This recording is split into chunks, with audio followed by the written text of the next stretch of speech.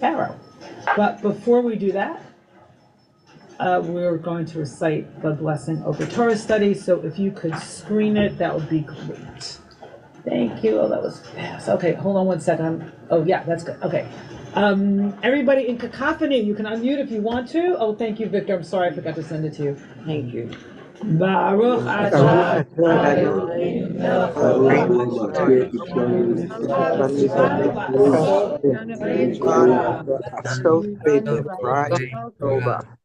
the ruler of the universe who has sanctified us with your sacred instructions and commanded us to soak in your divine wisdom. Okay, if you could, oh no, I'm going to screen share. Sorry. I forgot who's doing what here. Okay, here we go. Oh, I love it when it works. Is there an extra paper one? Oh, no, I'll get one. It's okay. No, it's okay. No. Okay, I'm sure it'll come in there. Okay, so we have it on screen, and we have paper copies. And so we're going to do a little preamble before our parsha starts from Va'era. And this is simply called Facing Pharaoh. Good morning, Shabbat Shalom. I put the Hebrew date in there, but it's gone. I don't know why. Okay, doesn't matter. It's almost Tu B'Shvat. Okay, so here's the preamble, just in sort of investigating who Pharaoh is and what the relationship between God and Pharaoh and Moshe and Pharaoh is. So we're starting in Shemot 7, and it says, Vayomer Adonai el Moshe, Kaved lev Paro me'en, Ishalach ha'am. So Adonai said to Moses, Pharaoh is stubborn. He refuses to let the people go. That's interesting. Kaved. So here God is describing the state of Pharaoh's heart as opposed to hardening Pharaoh's heart. That's really interesting. Kaved lev Paro. So and that word kaved, we're going to investigate, can mean heavy, can mean weighty, right? Can mean stubborn. And it's also related to the word kavod, honor, which means to give honor, obviously, but it also means to give weight to, right? When something has gravitas and you sort of recognize that gravitas and you respond with giving honor or giving respect. Lech el Paro baboker, go to Pharaoh in the morning. Why in the morning? Right? So that's interesting. Hine yotze hamayma, as he is coming out to the water. V'nitzavta l'krato, station yourself before him, or to greet him. Al sfat hayor, at the edge of the Nile. V'hamateh asher ne'apach l'nachash tikach biyadecha. So I'm just trying to make this a little bigger so I can see the vowels. Okay, great. So go to Pharaoh in the morning as he's coming out of the water and station yourself before him at the edge of the Nile. Taking with you the rod that turned into a stake.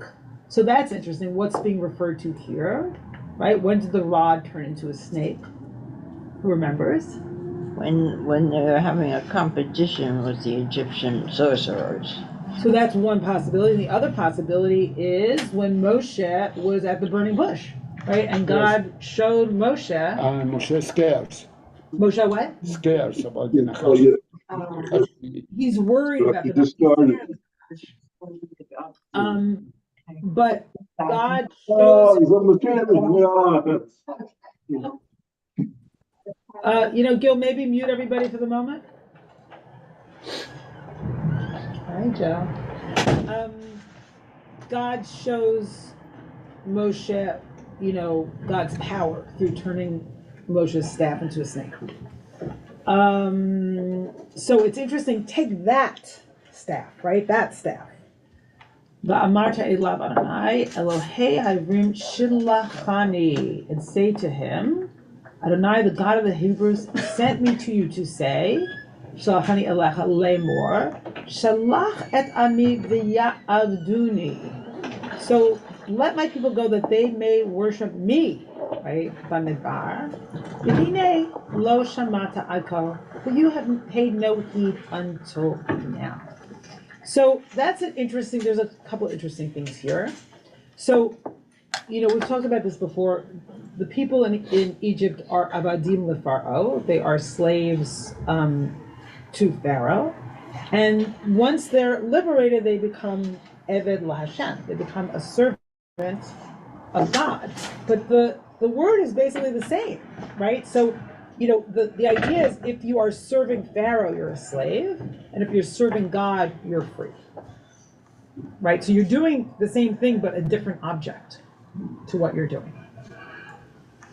And note this, that God wants God's people free so that they can serve him. That's very clear, right? That's what God wants, right? And God wants a reconnection and a reunion, right? God's people are separated from God through being slaves in Egypt. Okay, but Pharaoh has not heeded until now. So now there's some really interesting Midrash and Rashi about what's this thing about go to Pharaoh in the morning as he's coming out to the water. What's that all about? So that's fascinating. Hine yatsa hamayma linikavav. So he's basically going to the bathroom, right? Shehaya oseh etzmo Eloha, because he was sort of making himself into a god. V'omer she'enot sarich linikavav. He was hiding everybody that he actually needs to go to the bathroom, right? He's pretending he doesn't have that need. Umashkim v'yotzel inilus v'osa sham srachav. And then he'd get up in the morning before anybody else got up, and he would do what he needed to do, and then this way everyone else thought he was a god because they thought he didn't have to go to the bathroom. So to go back to what Moshe is doing, which is fascinating, go meet him in the morning where he's vulnerable and human, right? And how does that help Moshe? How does that help Moshe? Moshe's terrified of Pharaoh, right? Just think about someone you're afraid of. I don't know if everybody's afraid of somebody. Yes. Is everybody afraid of somebody? I'm definitely afraid of a lot of people. And you think about them and their vulnerability, right? Some people say, if you have a fear of public speaking, just imagine everybody go to the bathroom. Yeah. Right? Which is really resonant with this, and that's kind of interesting. So it's almost like we hide from ourselves the humanity of the other when we're scared of it. I mean, I'm not denying that there's real power in the world and that people can do terrible things to one another. That's real. But still, I think remembering vulnerability and full humanity may help with the fear. Okay. So we have a few things that relate to this. So we're going to go through them, and then I'll open things up and see if people have things to say. So here's Aviva Zornberg. Pharaoh constructs himself as a god. And Aviva Zornberg, for me, is as important as Rashi. I'm just saying that. And maybe more important. Aviva Zornberg is a great literary commentator on the Torah who was in Israel, was in Jerusalem. Pharaoh constructs himself as a god without needs. In the Midrashic expression, he is Eino Machnis, the Eino Motzeh. He doesn't take anything in, and he doesn't take anything out. He doesn't let anything out. Evacuates nothing. He neither eats nor eliminates waste matter. That cycle, depending on a vital traffic through the orifices of the body, is denied by one who claims to be above change. Beyond the cycles of in and out, hunger and fullness, the vicissitudes of time and bodily state. This is the moment of neediness that he must hide at all costs. And it's so beautifully resonant with the Rashi. Like Moshe, go out to see Pharaoh early in the morning when he is a human being. Okay. And this is my friend and Chavruta, Rabbi Sharon Klein-Anistel, who may or may not be with us at the moment. But Sharon, if you're there, I'm going to ask someone, I won't ask you to read your words, but I'll ask someone in the room to read the words. It's English. Come on. I'll read Okay, that. great, Elliot, thank you. All right. Perhaps this is where the hardening of the heart begins. In the denial of what makes us vulnerable, the denial of what makes us need, the denial of what makes us human. This is the truth that Pharaoh must hide, as much from himself as from others. Why does God tell Moses to go to speak to Pharaoh in this moment? There may be an element of humiliation. The Pharaoh who would be God is exposed as all too human. The emperor has no clothes. But I think there is something deeper going on. an understanding that Pharaoh will not be able to open his heart until he can acknowledge his own embodied humanity. As long as he is attached to the fantasy of an impervious self, his heart will indeed remain impervious to the pleas of others, to the suffering of those whose shared humanity he has denied. Pharaoh is not alone in his longing to deny his own vulnerability. He is not alone in his desire to be impenetrable and impervious. He is not alone in his fear of being exposed as a human being who is full of holes, who is limited and in need. Beautiful. Okay, so that was the first piece of this. It's going to resonate in further texts, but I just wanted to see if anyone has anything to say, and Richard does. Gil, Caroline, can people, denial is not just a river, nice Jay. Can people unmute themselves at this point? Yeah, absolutely. Great. Okay, Richard, and then Paul. I think this is wonderful. Down. Water is usually a symbol of life and vitality and Torah. Yeah. Torah. Yeah. And it's here, it's his first symbol of vulnerability. And remember the end of the tale when he gets swallowed up by the waters after after we get through the Sea of Reeds, and then the water comes back and collapses. Yeah. The water being used as a symbol of weakness and divine power instead of renewal and life and Torah is just wonderful in this way of in a sense placing Pharaoh in a symbol we take very seriously and religiously as a way of doing Pharaoh in his vulnerability and his death. I mean, it's stunning. Yeah, his own vulnerability, his own denial of his own vulnerability does him in. Yeah, it's just fun. It's wonderful. Denial, right? Yeah. Yeah, great, Richard. Thank you. And you're right. It's the Nile definitely bookends to the story, starting with the site where babies are killed. But it's interesting that it's also the site of where he hides his shame and his vulnerability. Yeah, Paul. Well, question. I don't know if you're really going to want to take it on, but what we're reading Let's here see. about the Pharaoh showing that he's human and not a god, it reminded me. Now, hold on a second. Is there a way to make Paul louder? Paul, is there a way that you can make Paul louder? I can speak a little more loudly. Yeah, maybe a little closer to the computer. Okay, so Thank you.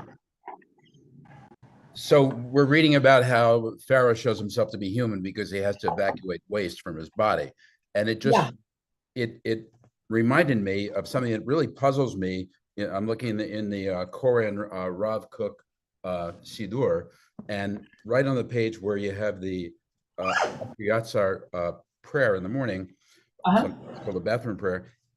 It says here, in our present state, after the food we eat has been digested, some of it is absorbed and assimilated in our system, while the remainder is eliminated. But it was not always so in the past, and looking into the distance, it will not be this way in the future. Before the primordial sin, all of the food ingested remained in the system. And I'm skipping to the end of this long paragraph. And in the future, man will once again return to this ideal state. That is, that we will not eliminate any waste. All of it will be absorbed in the 248 limbs of our bodies. And it says, this will be the tikkun of the future. That is fascinating. Never heard it in my life, so I will not respond to it. Where is it from? The Koran Center. The Koran Sitter. The Rav Kook Koran Sitter. Right, they're citing a midrash. What are they citing for their source for that? A few different ones. The last one was Rabbi Shlomo Eliashev. Okay, it's an interesting. I mean, the way I understand recycle and reuse, the way I understand it, just really not understanding anything about it, is like somehow in the future time will be beyond change, right? Beyond like this ephemeral state. Mm-hmm. Right. Yeah, which again is the opposite of vulnerability. Will somehow be beyond vulnerability. But there's no sense of time then either. There's no sense of time. Exactly. Okay, Olana.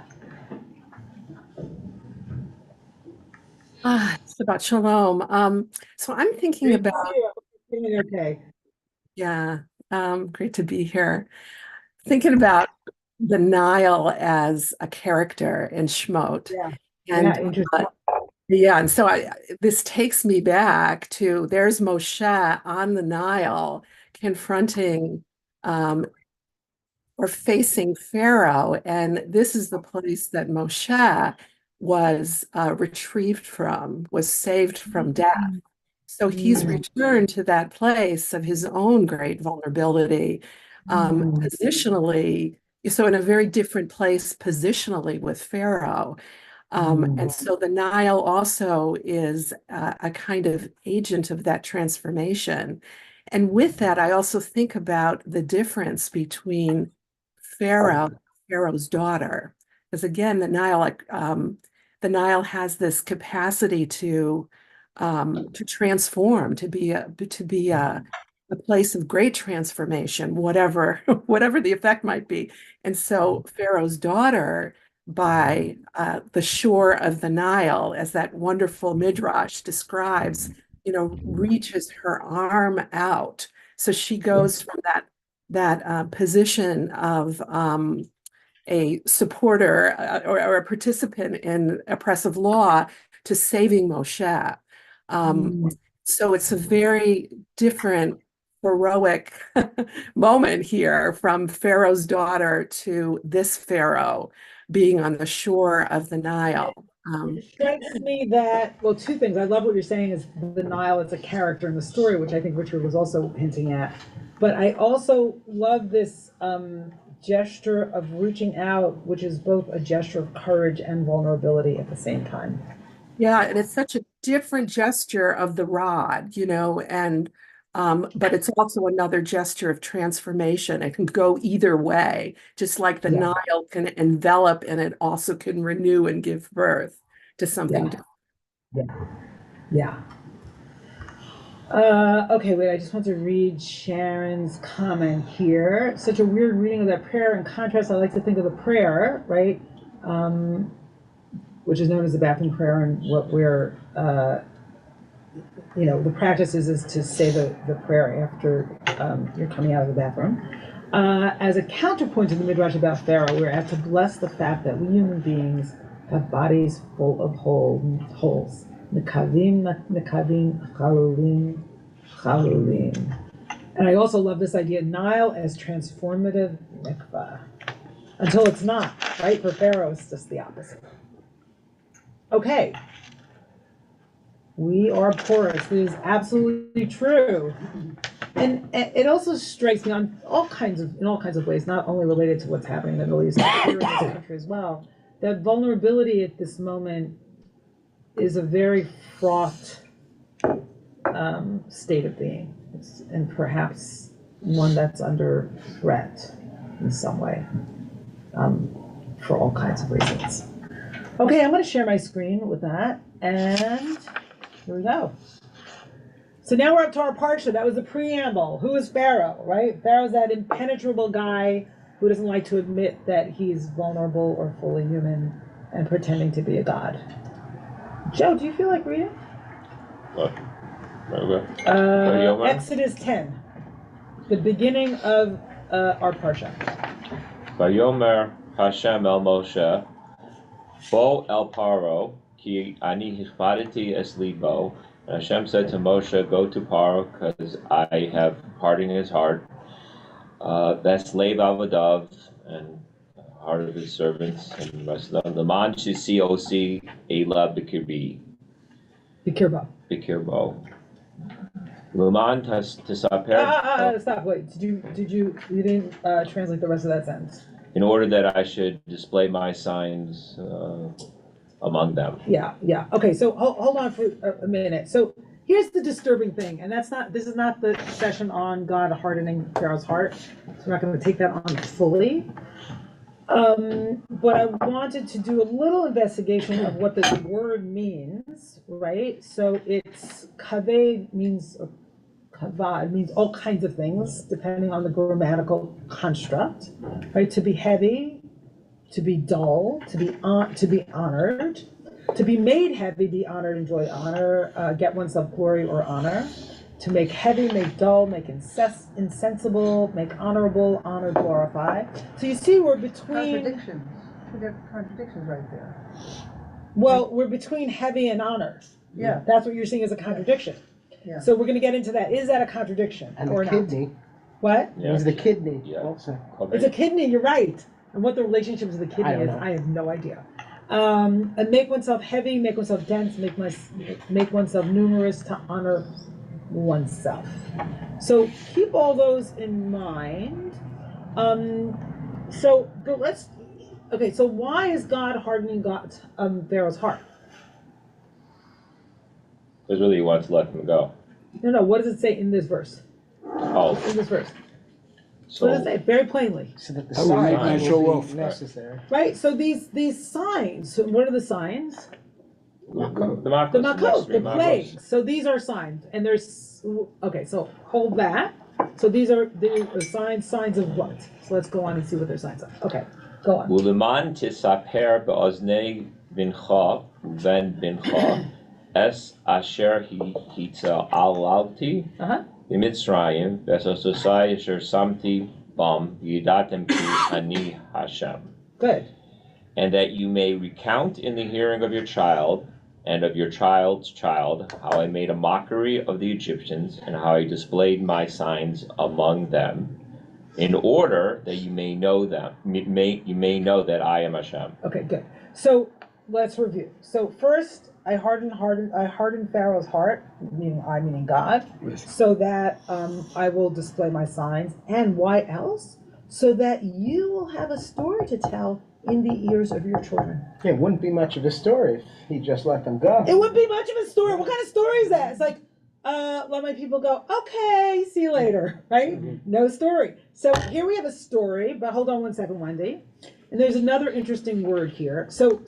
And I love, for the sake of the story, even though the hardening of Pharaoh's heart I know is morally difficult, because, Passover is all about the story, right? We have a Haggadah, and the central mitzvah is to tell. It's the telling, right? Nowhere else, no other holiday are we commanded to tell. Alan? I was just thinking. If I know, we I'm were, thinking, I was scanning my brain before I said that, but I think it's pretty much true. Hold on one second, Wendy. I see your hand. Let me just finish with this verse. And then hit alalti is another interesting word, because in a way it's making a mockery of, but that word alal is also related to the word plot. So it's like, I made this whole thing. I plotted what happened in Egypt. And why? What's the ultimate goal? V'yadatem ki ani Adonai. But that's the ultimate goal of this. Not only the Israelites, but the Egyptians knowing God. And the world. And the world? Yeah, and the world as well, not just the Egyptians. That everybody would know. Oh, but here we're focusing on the audience are the Israelites and the Egyptians. The world, that's good too, but that's not here. I'm focusing on what's here. Right, Joe? Yeah, well, but they're the superpower. So I see. They see that the I whole see. world knows that I there's see. God now. You're right. So there is a global recognition of, in the mouths of several non-Israelite prophets. I heard what happened, right? Yitro? Yes. Bilam? Yes, I heard what, you're right. I heard what happened. I heard what, your God did over there, and how he brought you out of Egypt. You're right. So there's several audiences to this story. It's a world stage. It's a world stage. Love that. Wendy, did you want to say something? Wendy? Okay, Yeah. okay. Two points. Number one is if you think about the point of view of Moshe, and that, already God has given Moshe this tremendous task. Yeah. And then Moses says, you give me this tremendous task, and then you put a stumbling rock in front of me by hardening Pharaoh's heart. Like you already gave me a difficult task, and now you're making it even harder. And I already didn't want to do it. I already didn't want to do it. And you're making And now you're changing the terms. You're even harder for me. you know. And the thing of it is, God is not very good at hardening Pharaoh's heart because he does it multiple times.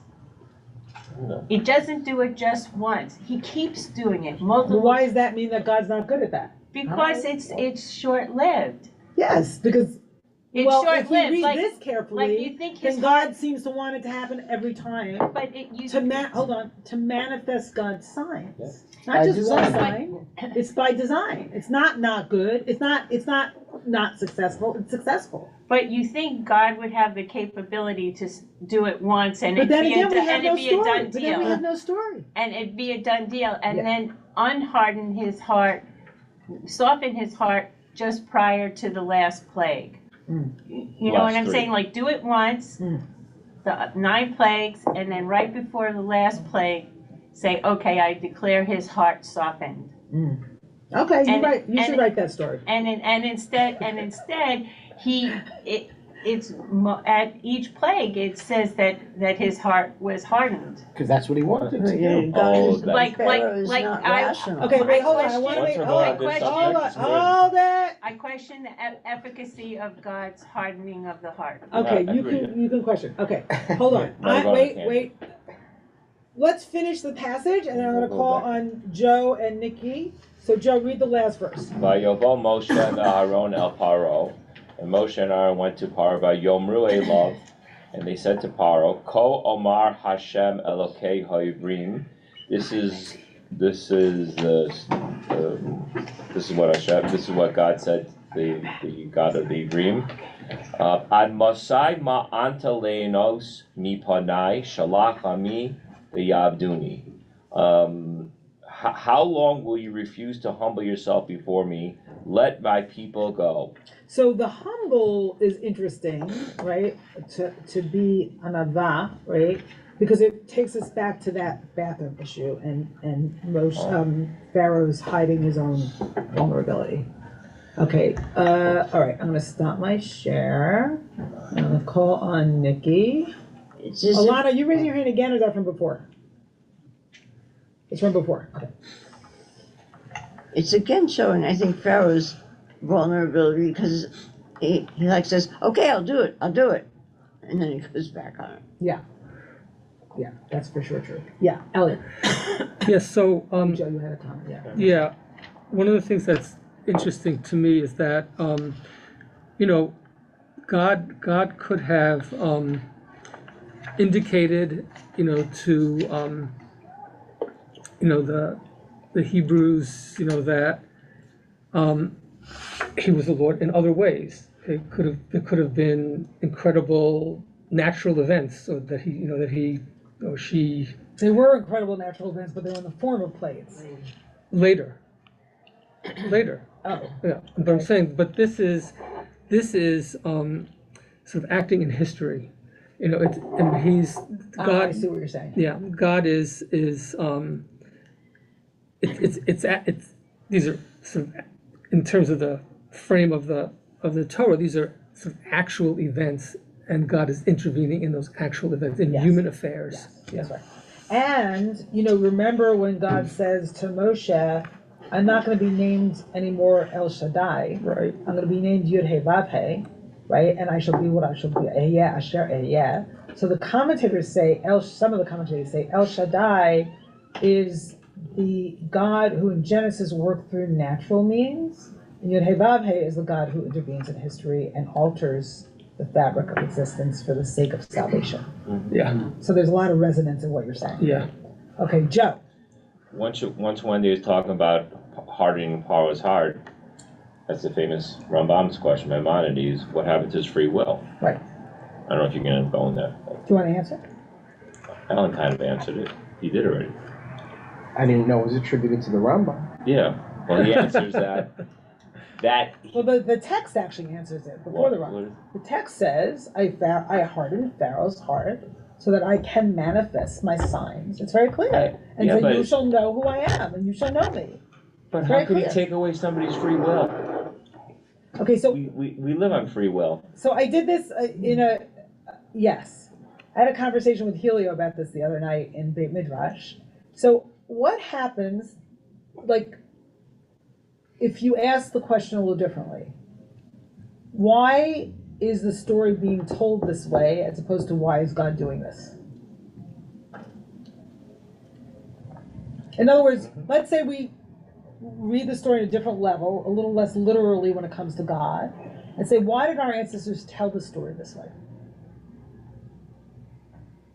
So, to come back to the first way you understood it, a lot of the commentators say that Pharaoh, and I relate to this even though it feels like an apologetic, Pharaoh starts off by hardening his own heart. And then God steps in and hardens Pharaoh's heart.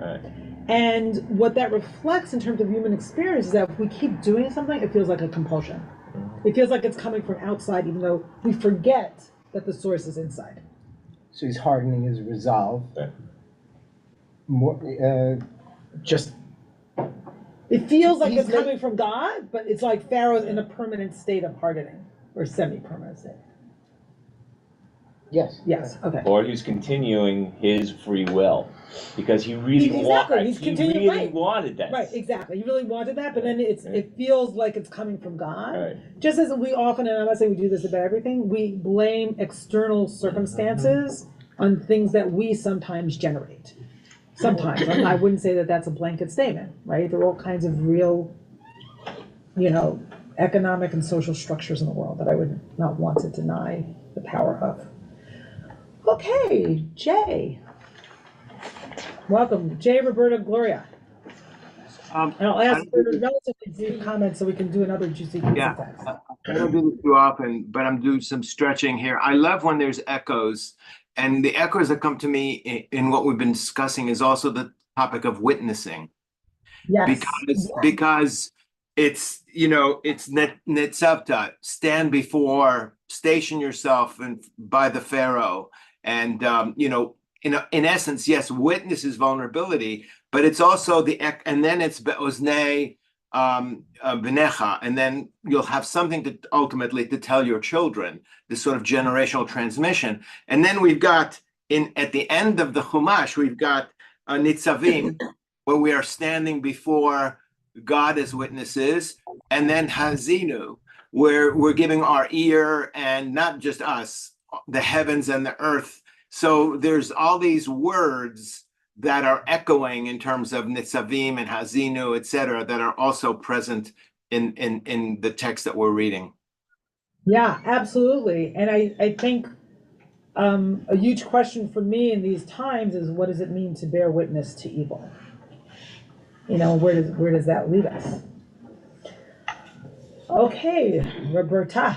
Yeah, Shabbat Shalom.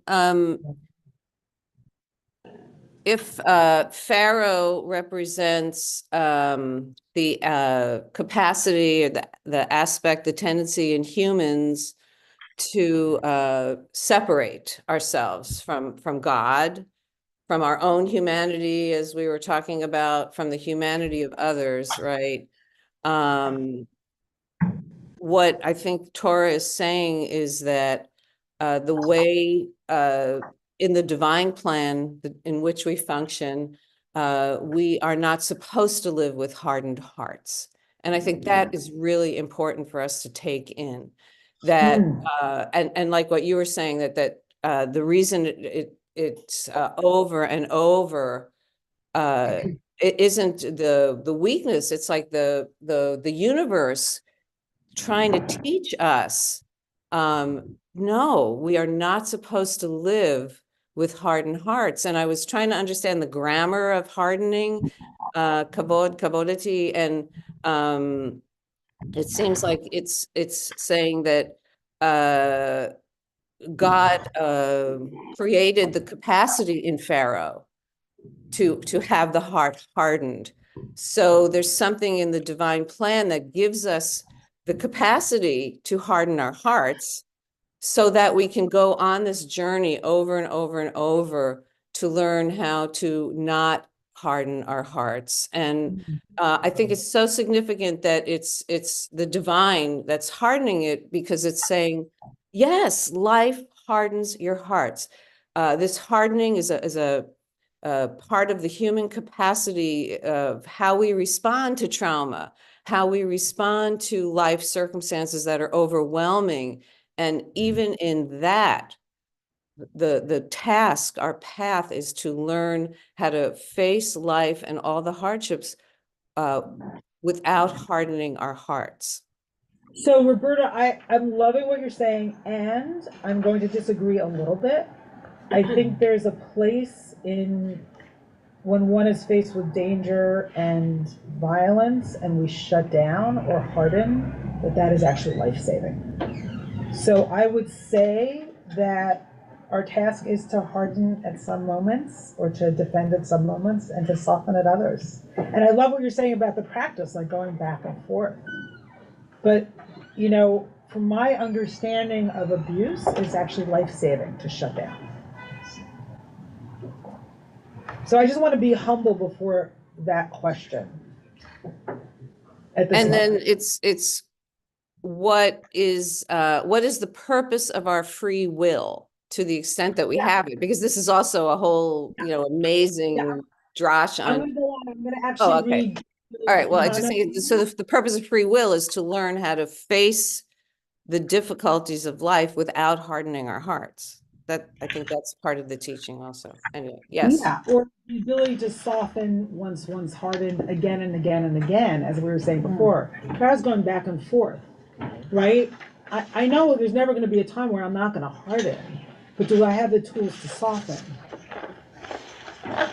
Okay, so hardening can be seen, this is Daniel, as increasing one's ego to the point of compulsion.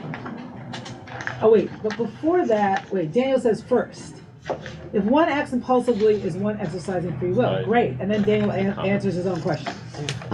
Hardening can be seen as increasing one's ego to the point of compulsion. Then God provokes Pharaoh's compulsive behavior by humiliating him in front of his servants through Moses and Aaron's way of addressing him. That's really interesting. And Miriam says, cut away the foreskin of your heart, which is a beautiful command in Zarim. And Alana, oh, that's too long. I can't read that. I'm just trying. Okay, yeah. This looks really interesting, but I'm not going to take it in now. Okay, so I see. Were there any more hands in the room? No. Okay, all right. Gloria and Helio and then I really want to get back to at least one text which is going to resonate with a lot of what we've been reading. Gloria, hit it. Good morning. Boker Tov. I actually, Roberta said most of what I was going to say because will is a big question. What? Do we actually have free will, or is this only something we think we have? So yeah, that's a great question. I'm committed to at least the illusion that we have. The other question I have is when we say the prayers on Yom Kippur and we beat our chests, is one of them not asking forgiveness for hardening of the heart? Yeah, well, at least Shay Ara, for sure. Do you remember? I don't know, maybe. We'll take a look. I don't remember that. I think, for stubbornness. Maybe Kishud Haled, maybe. Yeah, maybe. Which means hardening the heart. I don't know. I'll look that up, Gloria. That's an interesting question. Okay, Helio. Which, and if it does on Yom Kippur, then that supports Roberta's point in a great way. Helio. Shabbat Shalom. Shabbat Shalom. Shalom. I am asking why God had to go on with the heart. Maybe the heart with the heart. Oh, the heart. With the heart. God said to Moshe, go with the heart to see Pharaoh. Well, I think. Just tell me where that was exactly. Go with the heart. hot. Which verse are you looking at? The first one, the first text. You The first say. text.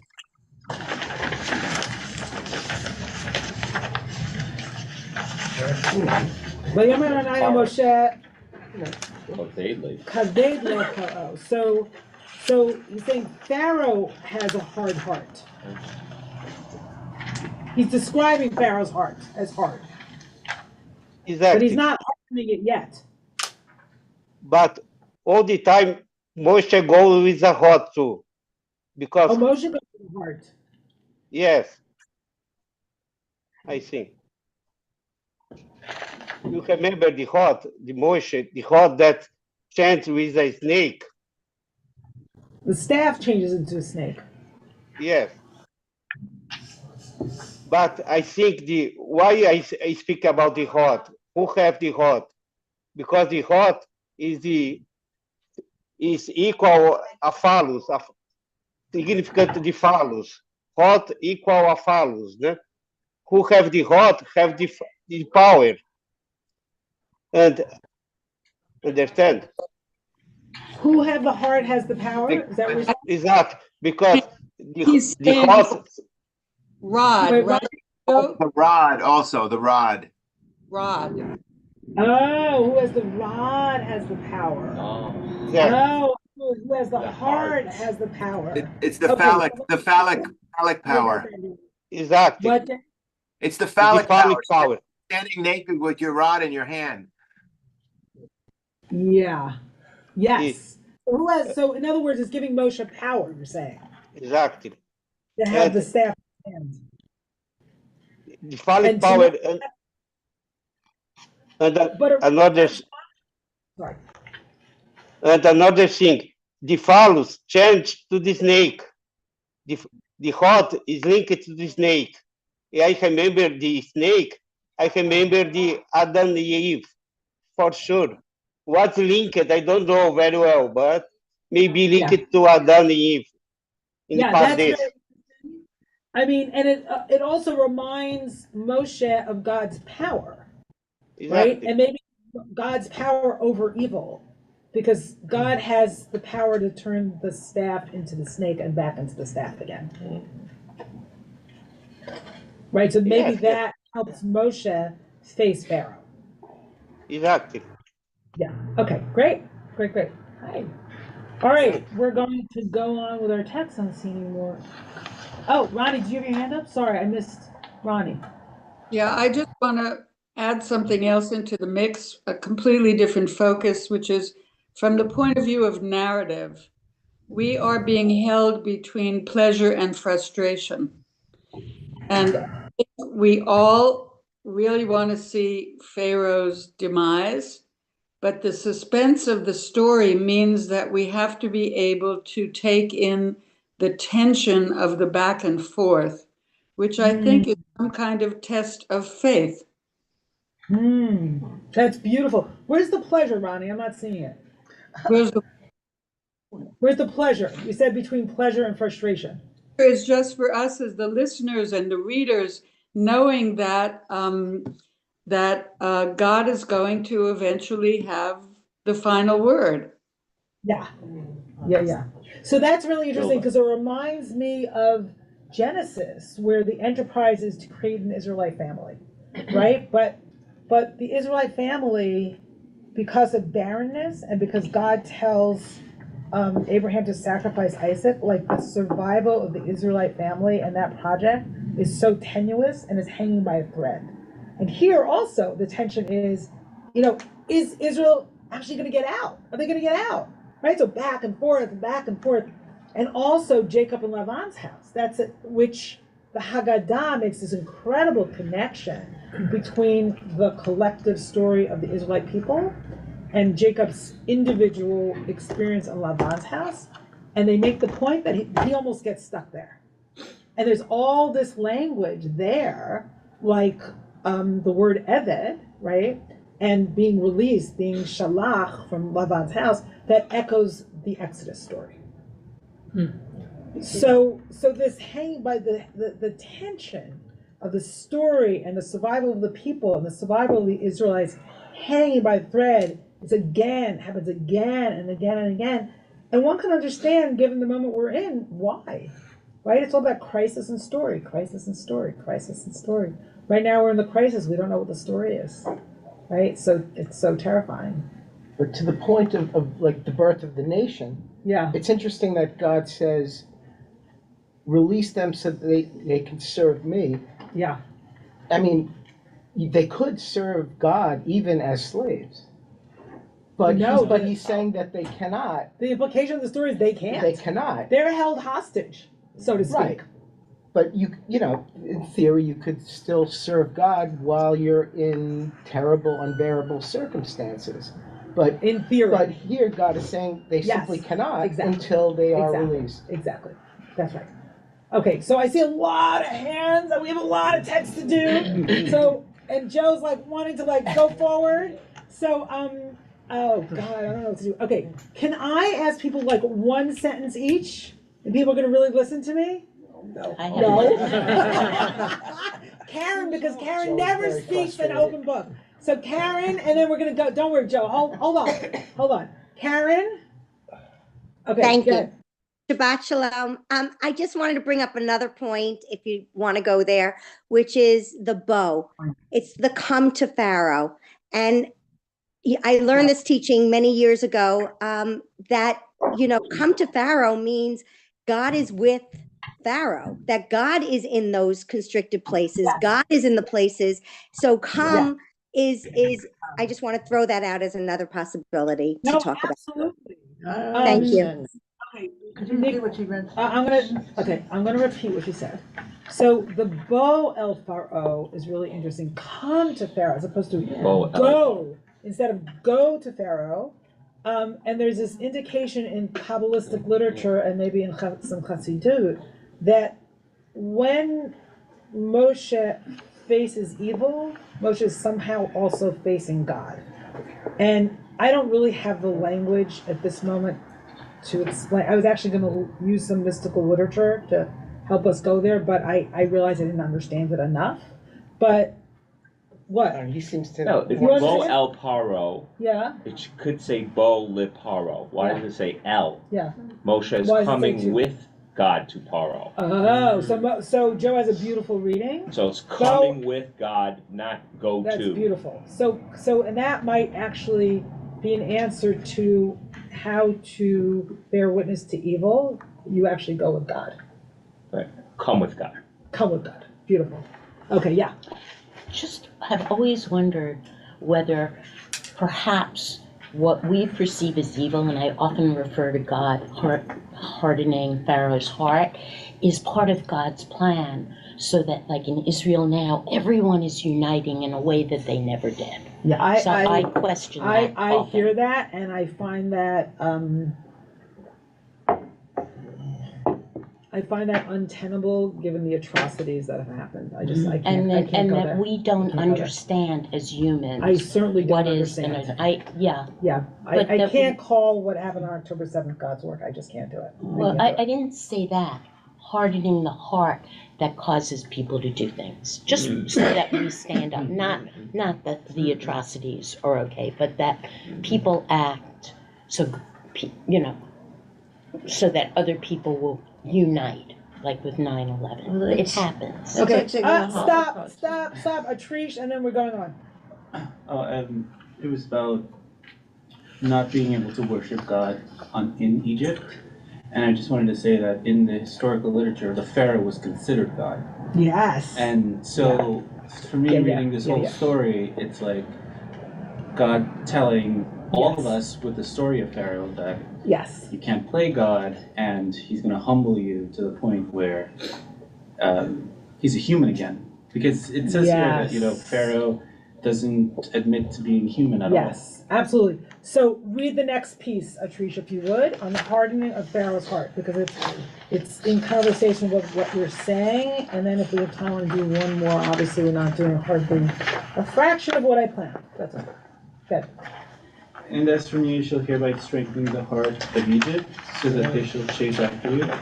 Pharaoh shall be honored through Pharaoh and all his army, through his chariots, and through his archers. Okay, so let's get the resonance here. So Pharaoh's heart is hardened, and one of the words used for hardening is hichbadati, right?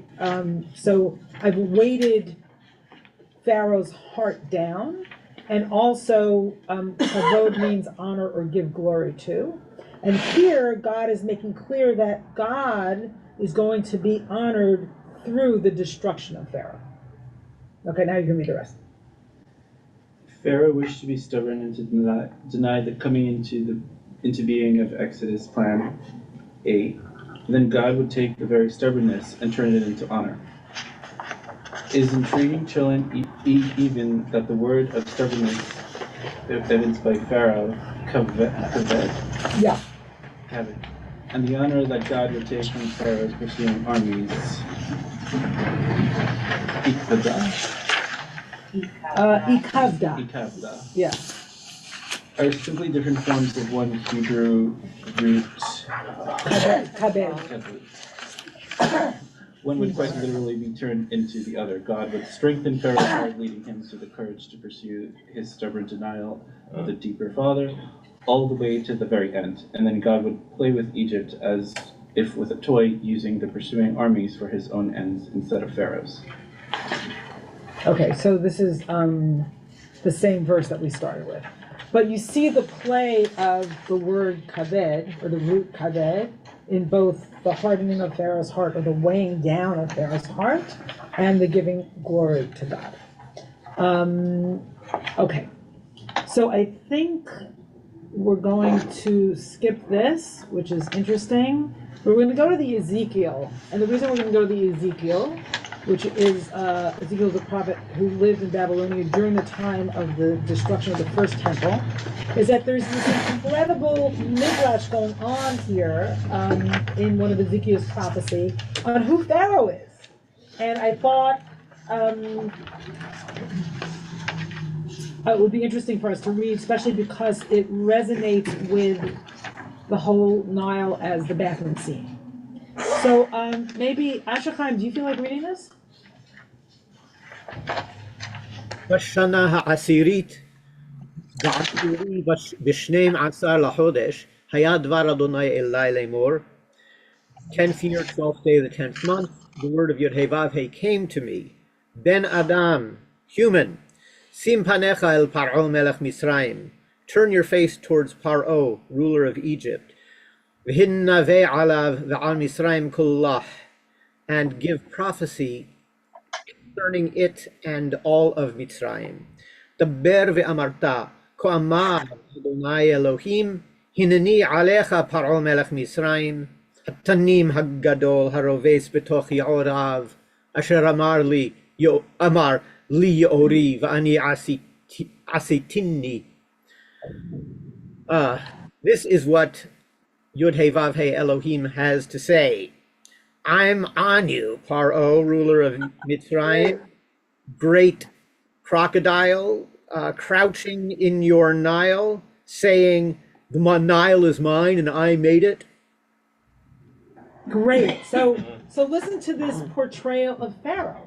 Pharaoh is the one who says, the Nile is mine and I made it. And there's also, and we'll see more of this, there are overtones of Genesis in the great serpent, the Hatanim Hagadol, and also this word rovates, this crouching mythic figure. And we're going to see in the next passage how God is at war with this mythic figure and wins. But it's a stunning portrayal of Egypt and Pharaoh, right? And Pharaoh as the ultimate, maybe one could say, narcissist, right? The Nile is mine and I made it. Okay. Go on, Ashachaim. Please. At verse 4, V'natati Achim bilhayecha v'hidbakti digat yaorecha v'kasotecha v'aliticha mitoch yaorecha v'yet kol digat yaorecha v'kasotecha tidbak. Wow. It's very dense prophetic language, kind of poetic. Yes. I'm putting hooks in your jaws, and I'm going to catch you and make the fish of your channels cling to your scales. I will haul you up from your channels with all the fish of your channels clinging to your scales. Thank God for the translation.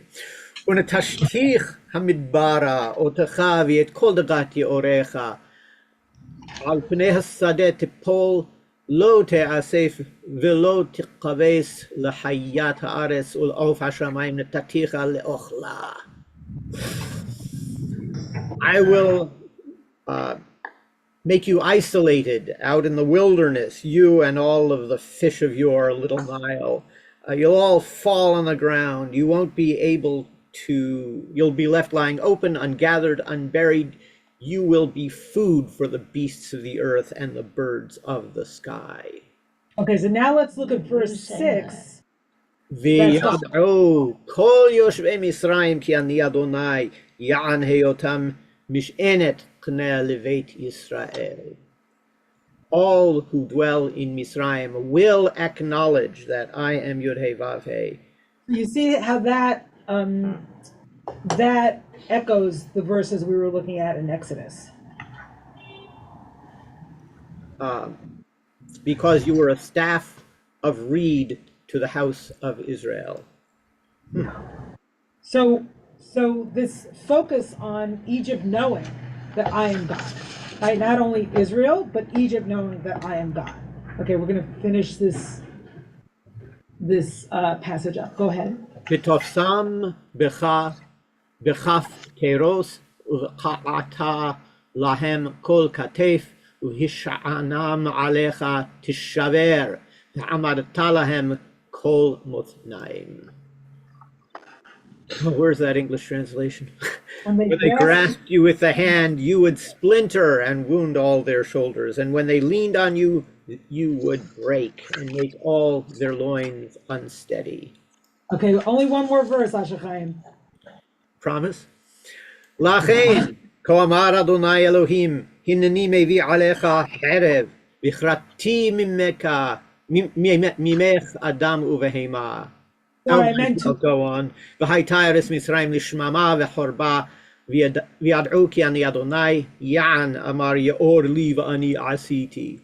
Therefore, so says Adonai Yud-Heh-Vav-Heh, behold, I am bringing a sword against you, and I will cut you off, man and beast.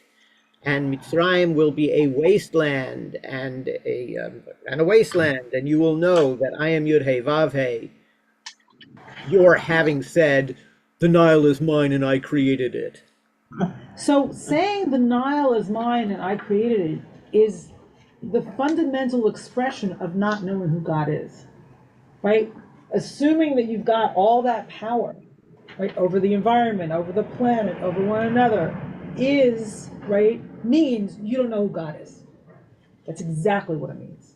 Okay, I think I need to, okay, Atrish, very quickly. Could you interpret it like the Pharaoh is also denying that he's better than God? That he's superior since he's the most powerful Oh, yeah, person? totally. Yeah.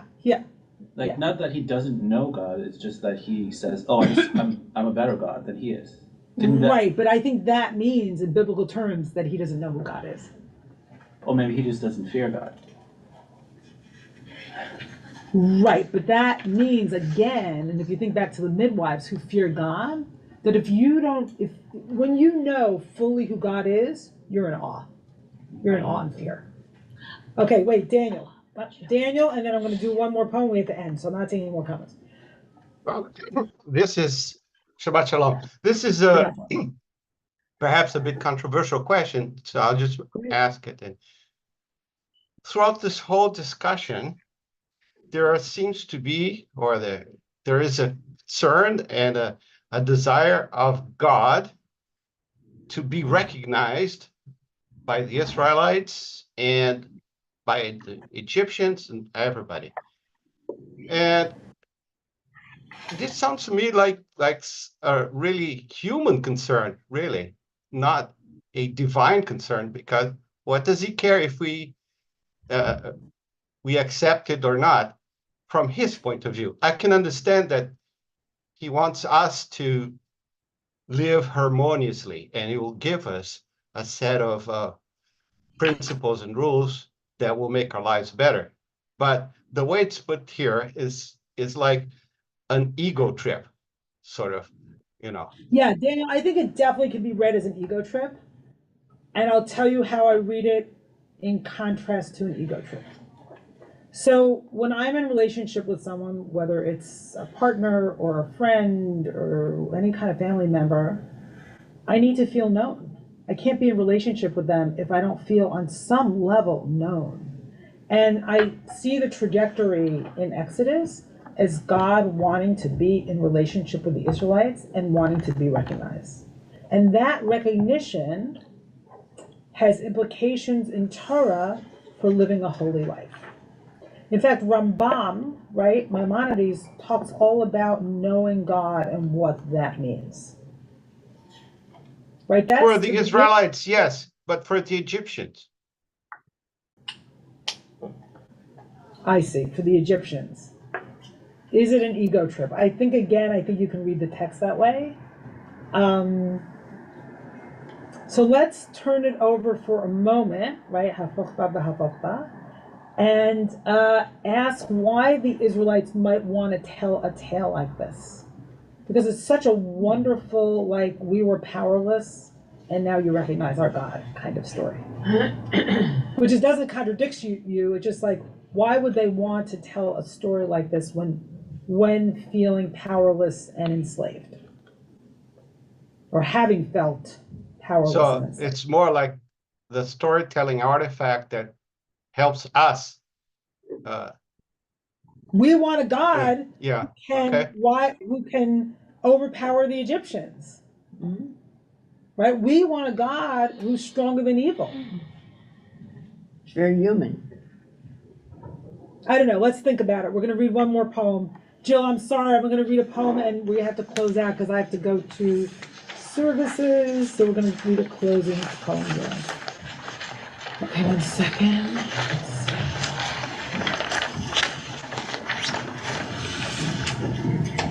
So this is interesting. This is oh my God, there's a lot we're missing. So that's okay. Everyone can read the text themselves.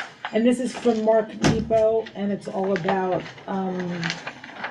vulnerability, but I don't have to really tell you what it's about since we're about to read the poem. You'd love to read it? Yeah. Great, read it. Where is it though? It's at the end. You're looking at it.